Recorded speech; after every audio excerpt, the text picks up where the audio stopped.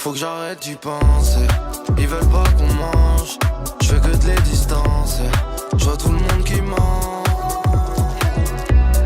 Je vois tout le monde qui change. En vrai ça va, demain ce sera moins pire. Et si c'est pire, y'a les anxiolytiques. La vie là était trop fade, j'ai rajouté mon seum, les rendus poétiques. Bonjour Noam. Bonjour, comment ça va? Bah ça va et toi? Ça va, super. C'est ta première interview? C'est ça. Donc ça nous fait grave plaisir que ce soit avec nous que tu la fasses. Parce que moi, ce que je voulais savoir dans un premier temps, c'était en fait revenir au tout début. Ok. Et savoir c'est quoi en fait les premiers sons que tu as écoutés dans le rap. Okay. Et à quel moment tu t'es dit que toi tu pouvais devenir rappeur? Alors moi, au niveau des premiers sons que j'ai fait dans le rap, que j'ai écouté, c'était au niveau du collège. Okay. Donc avec toute la vague de Booba, La Fouine, Rof, tous ces mecs un peu là à l'époque qui envoyaient de fou. Et en fait moi ça a été directement. Moi de base je suis passionné de musique, que ça soit rap ou pas rap, j'ai toujours écouté de la musique, c'était grave dans mon ADN et tout. Et dès le début en fait, dès que j'ai commencé à écouter du rap, je me suis dit que c'était la musique qui me ressemblait le plus, entre guillemets. Enfin, dans les codes, c'est là où je me ressentais le plus. Donc, dès le début, en fait, je suis allé derrière un micro, j'étais en 5e, avec mon gars Lou Banks et Yas 5D. Ah ouais? Directement, ouais. Ça date... En fait, j'ai écouté mes premiers sons de rap, je me suis dit, vas-y, moi aussi. Ah ouais, direct. Tu t'es dit, il n'y a pas eu de phase de transition? Non, même pas. C'était comme une révélation, c'était en moi, donc j'ai envoyé direct. Ok, donc tu rappes depuis la 5e. Ouais, ça va faire... 10 ans, mais au début c'était amateur, on va dire sérieusement depuis 3 ans. 3 ans vraiment sérieux. Donc tu t'es exercé pendant une dizaine d'années, ouais. Mais ton premier projet, enfin tes premiers sons datent d'il y a 1 ou 2 ans. Alors ouais, mes premiers sons en solo ils datent d'il y a 1 an maintenant, je crois, ça va faire 1 an que j'avais sorti Flocon. Et BPM c'était juste avant, c'était sur Insta, mais c'était pas vraiment en sortie sérieuse. Mais moi, j'étais en groupe avant. J'étais avec le Y Gang et on avait sorti 2 projets, donc IR et Rover. Donc ça m'a permis quand même d'avoir une certaine expérience en groupe. Et en fait, mes premières confrontations au studio ou sur scène, on avait fait une scène à Barbé, je les ai fait en groupe. Donc ça m'a permis d'apprendre le truc d'une meilleure des manières. Donc là, maintenant que je suis en solo, ça glisse. Posé, j'analyse, j'attends le bon moment. Le cœur en noir et blanc, gris comme le mauvais temps. Baisse la lumière, resserre mon verre, je regarde danser les gens. Et demande même plus pourquoi je suis triste, on sait que je suis merde. Là, t'as sorti ton premier projet qui s'appelle Cabaret Noir. Exact. Et en le présentant, tu dis que c'est une expérience. Ouais. Alors, est-ce que tu peux nous décrire un peu l'expérience? Ouais. Alors, moi, en fait, il faut savoir que je suis un artiste qui aime avoir tout un univers avec lui, que ce soit en termes de visuel, de sonorité, même de prestations scéniques. Et en fait, c'est de là que vient le délire expérience, bienvenue dans l'expérience. C'est parce qu'en fait, ce projet, c'est un peu, j'ai mélangé plein de délires. Donc quand tu écoutes le projet, il y a un son avec Sispa, c'est plus de la house. Le son avec Yas 5D, c'est plus du rock. Donc c'était plus une expérience musicale à ce niveau-là. Voilà, vous montrez la sauce Noam, mais sur du rock, sur de la house, sur le son trap avec Ims, sur un son, un ovni avec Novase. Donc voilà, c'est plus dans ce délire-là en fait l'expérience. Ok, ouais, c'est vraiment côté musical. C'est ça, ouais. C'est côté musical et aussi dans le visu. Parce que comme tu as pu voir la pochette qui a été faite par mon gars Thomas Meignier, donc on a essayé vraiment d'apporter un délire assez sombre qui nous ressemble. Nous, c'est vrai que c'est ça un peu qui nous inspire. Donc, mais c'est vrai que c'est difficile de te cataloguer. Tu sais. Nous, les journalistes, on aime bien faire ça, dire lui, il fait de la trappe. Justement, c'est un aspect de notre personnalité musicale qu'on essaye de taffer au max. Justement, quand tu écoutes un son de Noam, que tu te dises pas que tu as déjà entendu ça ailleurs, en fait. C'est vraiment une expérience musicale. On essaie de ramener notre propre délire et avec notre propre style et nos propres codes, tout simplement. Et pour chaque son, en fait, il y a un featuring. Ouais, c'est ça. Et du coup, pourquoi ce choix? Alors, parce que je travaille en fait sur un projet un peu plus gros qui devrait sortir courant octobre. Et je me voyais pas en fait envoyer que des singles jusqu'à octobre. Et vu que je suis affilié avec plusieurs personnes de très près, de par le studio ERA et les certaines connexions que j'ai fait dans la ville, je me suis dit en vrai, moi je kiffe partager ma musique. Si des mecs peuvent adhérer à mon délire et apporter leur pierre à l'édifice en fait au projet, let's go. Et j'ai trouvé ça grave lourd en fait de pouvoir amener un peu des gens d'univers différents sur un même projet et que ça fasse ce rendu dont on est très satisfait en vérité. Donc ça tue. Ouais, tu dis que, tu vois, genre, musicalement, voilà, tu vas vraiment un peu dans plein de sens différents, il y a plein de featuring différents, mais il y a toi qui reste un peu le fil rouge. En fait, c'est ça, c'est exactement... d'ailleurs, je suis content que tu le dises parce que c'est exactement comme ça qu'on a pensé le projet. Se dire que tu peux écouter un son house, un son rock, un son trap, un son drill, n'importe, et qu'il y ait quand même que tu reconnaisses la patte de Noam, en fait, de ce qu'on envoie, le délire un peu mélancolique, un peu vibe autotuné et tout. Donc c'est un truc quand même, on essaye de grave bosser dessus et en vrai, sur chaque son que tu ressentes, en fait, que c'est le même artiste et qu'il y a vraiment un univers qui va avec, même s'il est sur du rock, même s'il est sur de la house, en fait. Donc voilà. Mais c'est vrai que tu parles de mélancolie, moi c'est un truc que j'ai noté, quoi. Ouais. J'aime bien noter les phrases des rappeurs, et il y en a une que j'ai notée qui m'a un peu interpellé, c'est pas dans le projet, c'est dans le morceau T'inquiète ça va, Ok. celui qui est sur la Bordel Tape ouais, c'est ça, exactement. de Bordel Mag, Exact. à qui on d'ailleurs. Big SO. Et en fait, dans cette phrase, tu dis j'ai du mal à dire les choses, c'est plus facile quand j'y mets de la mélodie.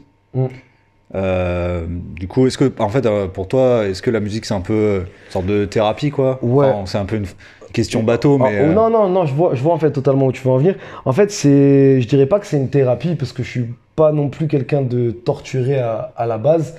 C'est juste, en fait, je suis quelqu'un d'assez introverti en fait dans la vraie vie. C'est vrai que ouais, j'arrive pas trop à m'ouvrir à beaucoup de gens, on va dire. Mais la musique, en fait, c'est grave une manière pour moi de m'ouvrir en fait aux gens. Ok.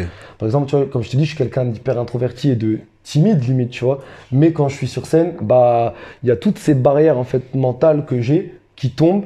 Et là, c'est comme si en fait je pouvais pleinement être moi. Et voilà, je vous envoie mon énergie, vous la recevez comme vous la recevez. Et c'est un peu la même chose en fait quand je suis en cabine derrière le micro. C'est un peu un truc de Dr Jekyll et Mr Hyde. Ouais, Tu vois, genre, c'est je vrai. suis tranquille, Ah ouais. mais dès que je suis en mode son et tout, j'arrive à beaucoup plus m'exprimer.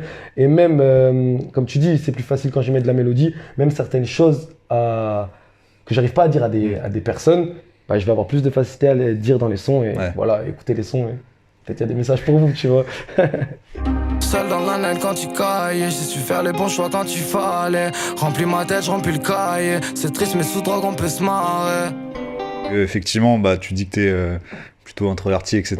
Mais que sur scène, c'est le feu, quoi. T'es presque une autre personne. Ça. Et ça t'a permis de notamment gagner le concours Buzz Booster, Exact. qui est un concours de scénique, en fait. Ouais, j'ai remporté le Nouvelle-Aquitaine. Voilà, est-ce que tu peux nous en dire un peu plus? En vrai, c'était une grave bonne expérience, que ça soit musicale et humaine en vérité, parce qu'il y a eu une super bonne ambiance avec les autres participants. On a enregistré un cypher au studio ERA justement, donc ça a permis qu'on se rencontre avant. Donc Ça, c'était pour la finale de Nouvelle-Aquitaine. Ouais, pour la finale Nouvelle-Aquitaine, c'est ça. On en a fait un autre pour la finale nationale, mais là c'était pas pareil, forcément, c'était au studio Red Bull et tout. Mais ouais, moi j'en garde une super bonne expérience. Ça nous a permis déjà de faire notre première scène à Palmer. On avait fait Barbé quelques jours avant, mais Palmer, c'était la première fois. Le public était grave réceptif. J'ai été gavé surpris de voir qu'il y avait pas mal de monde en fait qui est venu pour me voir moi, qui connaissait les sons et tout. Okay. Parce qu'en fait, comme je te dis, tu vois, vu que je suis un mec un peu du stud et tout, ça me fait toujours bizarre quand j'arrive sur scène et que je chante et que je vois il y a des gens qui connaissent les paroles. En vrai, ça fait gagner plaisir et ça me donne encore plus envie, tu vois, de continuer à faire des scènes et même m'exporter dans d'autres villes que Bordeaux en vérité. Là, tu parles de Bordeaux, justement, je voulais un peu aborder le rap bordelais. Parce que voilà, ces derniers temps, il y a quand même une scène qui est en train d'émerger à Bordeaux. De fou. Toi, comment tu te positionnes par rapport à cette scène? Juste avant, on en parlait vite fait, et tu disais que toi, enfin, en tout cas, moi, je trouvais aussi que tu étais un peu entre les deux, entre la génération plus des trentenaires et celle des plus jeunes qui est en train d'exploser. Toi, comment tu te positionnes par rapport à ça? Alors moi j'ai 24 ans déjà, je tiens à le dire à la caméra, donc je suis pas encore dans la génération des trentenaires. Désolé les refs, on est ensemble de fous. Mais ouais, en fait moi je me positionne pas en vérité. Moi comme on se disait en off tout à l'heure, comme je te dis, je peux être inspiré par des sons méga hyper pop, new gen de fou. et des sons grave plus à l'ancienne, comme je te disais, du Booba, du Salif et tout ça. Et en fait, j'essaie juste de prendre en fait ce qui me ressemble dans chacune de ces sonorités en fait. Là, on parle que de rap, mais en vrai, ça va bien au-delà de ça, parce que moi, j'écoute même de la variété, de l'électro. Je bouge partout en fait. Je fais des soirées rap, je fais des soirées rave, je fais de tout, tu vois. Ok, ok. Du coup, en fait, moi, je prends le délire qui me correspond dans chaque truc. Je fais un grand mélange. Et voilà, j'essaie de retranscrire le bail à ma manière. Et ouais, au niveau des sonorités, c'est entre les deux, en termes d'image, un peu pareil, mais j'aime bien ne pas être catalogué. Donc moi, ça me va en vrai, si t'arrives pas trop à me jauger. Et comment t'expliques aussi, je sais pas si t'as la réponse ou pas, mais comment t'expliques le succès justement de cette nouvelle scène à Bordeaux comment ça se fait? Parce que ce soit Rally, Baby Solo, ouais. voilà, Lil Guwop, enfin il y a Soulé aussi. Pour moi, en vrai de vrai, ça. Parce qu'il y a un délire en fait à Bordeaux. Et je pense que pendant longtemps, les gens ont pas voulu le voir et même les Bordelais eux-mêmes n'ont pas voulu le porter. Et je pense que c'est juste en fait des mecs qui sont eux-mêmes. Tu vois, genre des Rally, Baby Solo, je pense que ce qu'ils font, ça leur ressemble vraiment. Et au bout d'un moment, c'est de la musique. Et quand tu es sincère dans ta musique, dans ton DEL, que toute ton image est cohérente, c'est obligé de marcher en fait. Si tu y crois, c'est obligé de marcher. Si tu travailles assez, pour moi, ça vient juste de là. Il n'y a pas eu pour moi une sorte de déclic ou quoi. C'est juste certaines personnes qui ont vraiment assumé ce qu'elles voulaient porter, qui l'ont porté jusqu'au bout et qui y arrivent. Donc, big SO à eux. Ils n'ont pas essayé de copier des codes. C'est ça en fait, ils n'ont pas essayé de copier des codes ou de prendre quelque chose qui avait déjà été fait. Dans le rap français en tout cas. Dans le rap français, exactement. Pour revenir à Khali, par exemple, au niveau de sa voix, tu vois. Genre, moi je trouve ça grave audacieux en fait, d'arriver avec un produit comme As et de réussir à faire son trou dans la scène rap actuelle. Donc ça tue pour moi, ça vient de là, juste d'authenticité et du travail. Et ça marche. Et même, je pense, pour les autres artistes, ça donne envie d'aller au bout de ses idées aussi. Bien sûr, mais bien sûr. En fait, quand tu vois des gens réussir en étant eux-mêmes, sans reprendre de codes de Paris, de Marseille ou de je sais pas d'où, forcément, moi je me mets à la place d'un mec de Bordeaux qui commence le son aujourd'hui, il a forcément beaucoup plus de facilité à être lui-même et en fait à vouloir pousser son délire au max. Et nous, c'est ce qu'on essaye aussi un peu d'emmener, vraiment d'avoir un délire à nous, d'être authentique et que ce soit en termes de sonorité, d'image et de donner de la force et qu'il y ait des gens qui puissent se reconnaître en nous en vrai tout simplement. J'ai grandi space parmi les autres, sentiments reportent sous civière, mélodie qui résonne, des résidus de cœur dans le cimetière. C'est quoi la suite pour toi, Noam? Alors moi là, comme tu l'as dit, je viens de sortir Cabaret Noir, donc le 7 avril. Donc là, je vais laisser un peu vivre le projet pendant un mois et demi. On a déjà là des singles qui sont prêts. Et comme j'ai dit précédemment, on bosse sur un projet où là vraiment vous allez vraiment pouvoir capter notre délire en fait et la vibe qu'on va amener parce qu'on est allé beaucoup plus loin dans l'expérience justement. Okay. Donc en mélangeant des sons un peu underground, un peu même trap, EDM, il y a de la D3. Je me suis un peu frotté en fait à des délires plus profonds et même en termes de paroles, de sonorité, c'est plus introspectif. Ok. Et voilà, après, encore plus, ouais, vraiment encore plus là. Okay. C'est vraiment un projet où les gens peuvent apprendre à me connaître. En fait, c'est mes galères, ma vie, mon quotidien, un peu. D'un jeune de mon âge, quoi. Comme il y en a beaucoup qui vivent la même chose, je pense.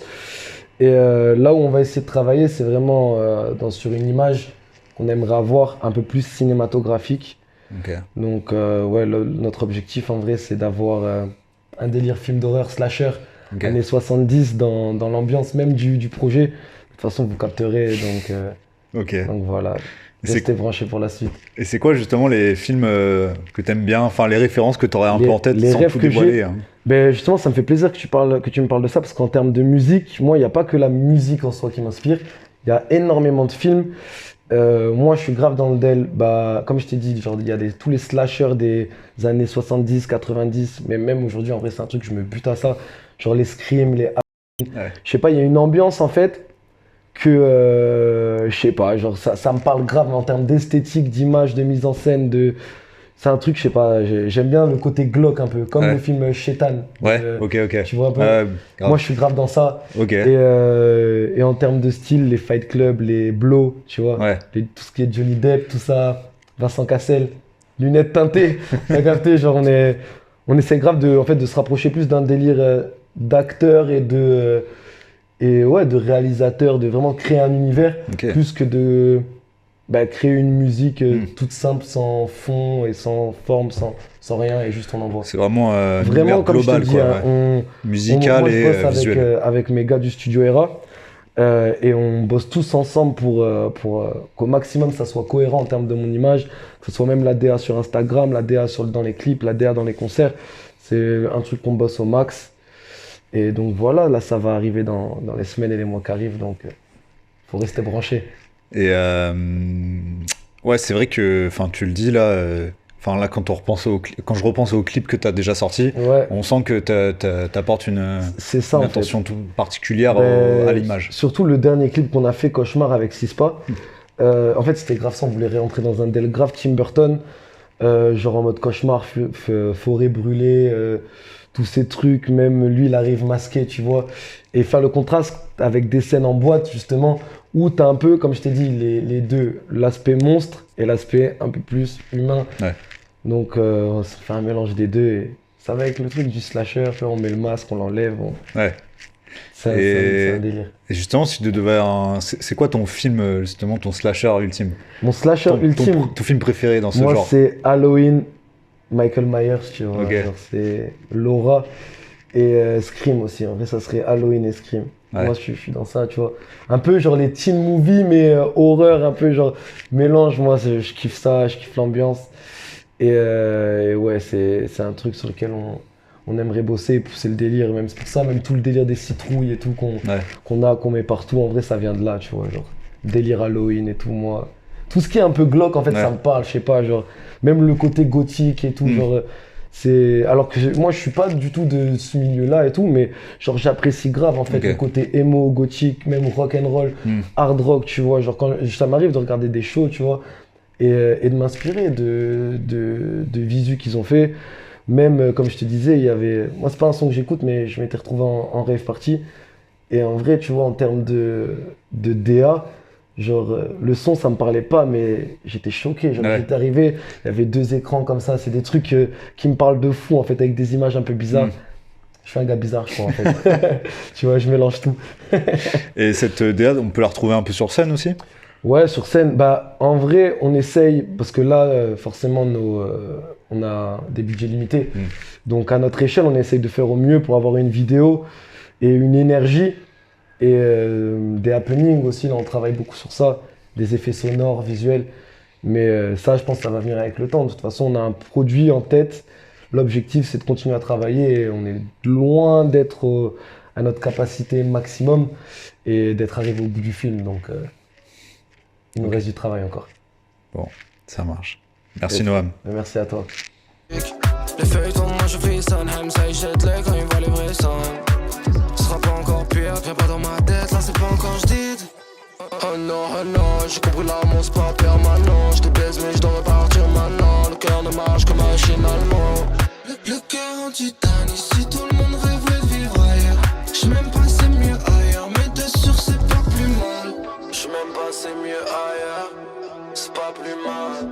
Partant qu'il est l'heure, je te ferai trop de mal. Trop tard, j'ai fumé trop de larmes.